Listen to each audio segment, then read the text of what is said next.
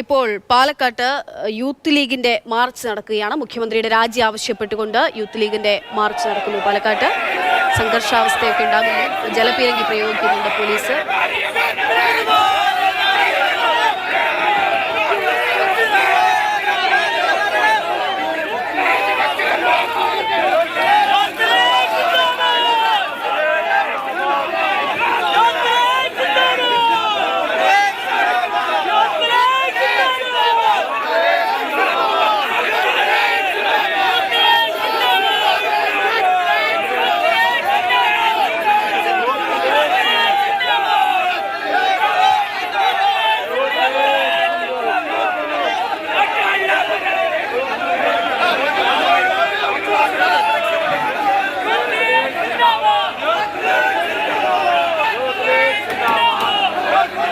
Gokul VS വിവരങ്ങൾ നൽകാനായിട്ടുണ്ട്. ഗോകുൽ, ഇപ്പോൾ പ്രവർത്തകരെയൊക്കെ arrest ചെയ്ത് നീക്കിയോ?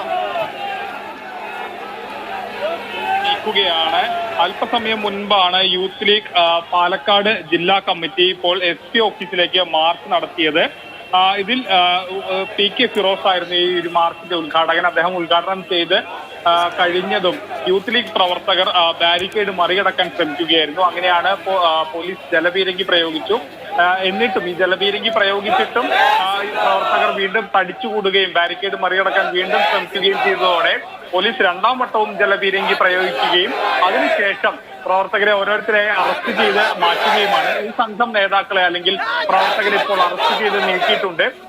എങ്കിലും കുറച്ചുകൂടി പ്രവർത്തകർ ഈ പ്രദേശത്ത് SP ഓഫീസ് പരിസരത്ത് തടിച്ചുകൂടി നിൽക്കുന്നവർ വീണ്ടും മുദ്രാവാക്യം വിളിച്ച് ആ പ്രദേശത്ത് തന്നെ നിന്നുകൊണ്ട് ഇപ്പോഴും പ്രതിഷേധിക്കുകയാണ്.